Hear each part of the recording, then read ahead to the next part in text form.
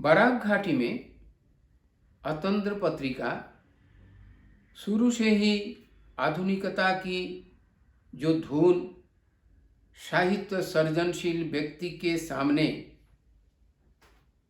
रखी थी वह काबिले तारीफ है। साहित्य प्रेमी उस समय को अतंत्र युग कहते हैं।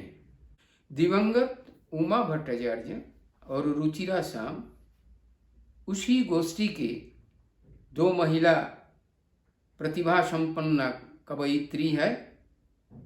मैं यहाँ पहले उमा भट्टाचार्य की कविता प्रस्तुत करने जा रहा हूँ।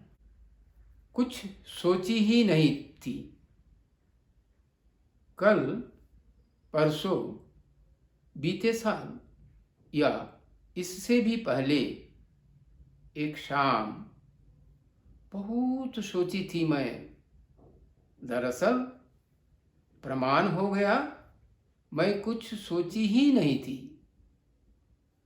सुनहले धूप में नहाकर अमल चांदनी में शरीर को धोकर भी तीव्र ताप तनिक भी नहीं उतरा। जकड़ कर इस बिंदु को फिलहाल मैं अस्वस्थ हूँ। इस बिंदु से सीधे रेखा खींच अंत में देखा गया अन्य बिंदु सचल है। एक दुरंत व्यास में बिल्कुल गोता नहीं लगाता। क्या, क्यों, कहाँ, सब निरालंब बेमालूम लापता हो गए। साक्षी प्रमाण के अभाव में ये बातें माननी पड़ी।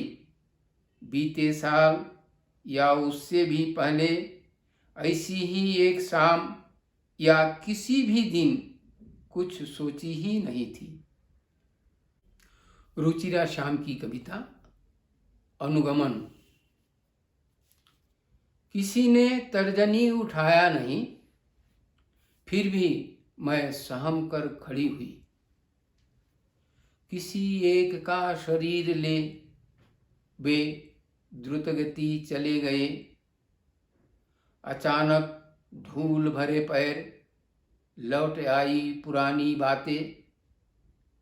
तुम उसका कोई नहीं, फिर भी देखो आंखें तुम्हारी नम हुई।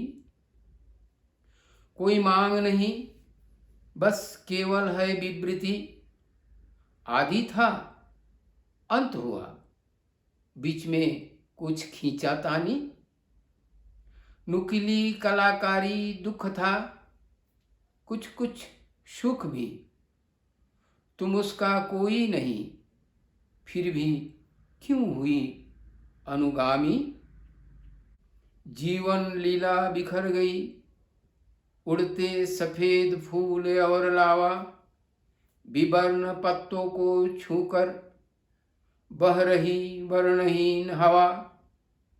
केचूल तैरता जाए घोंघों को ले साथ। तुम उसका कोई नहीं, फिर भी दोनों हाथ छुई ललाट।